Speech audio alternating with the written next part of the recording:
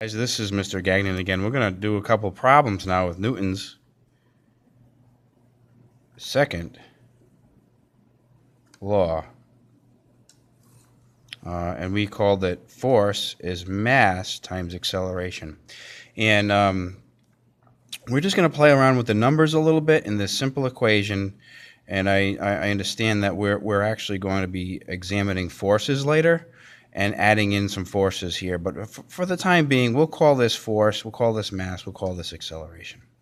So like if I had an example where I gave you a mass of 100 kilograms and an acceleration of, let's say, 9.8 meters per second squared, we've got to figure out what the force is to get that mass to accelerate like that. So the force is pretty simple. Mass is 100 kilograms. The acceleration is 9.8, we'll say.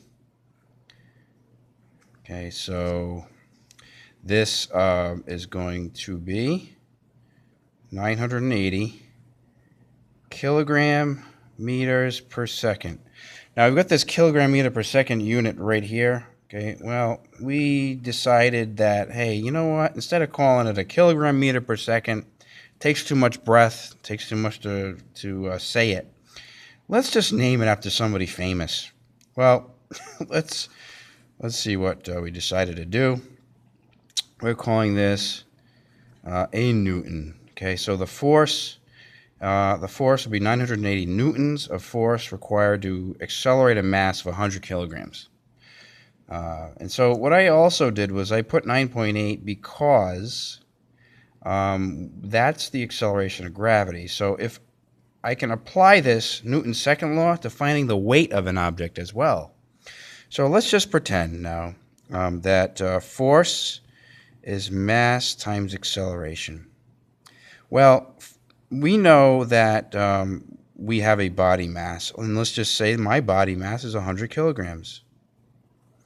And we know the acceleration of gravity is negative 9.8 meters per second squared.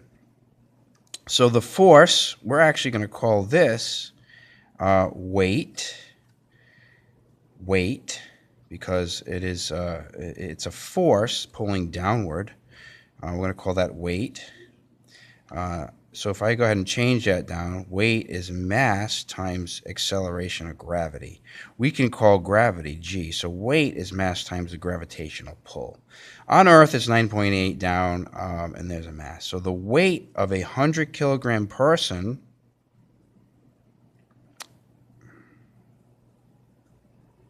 I wrote that twice, is negative 980 newtons. We could call it a kilogram meter per second squared. I think it's much easier to call it Newton, so let's do that. We'll call it a Newton. So in the previous video, we said, hey, look, a Newton's about a medium-sized apple, and I kind of showed that to you. So the weight of a 100 kilogram person is equivalent to the weight of about 980 medium-sized apples.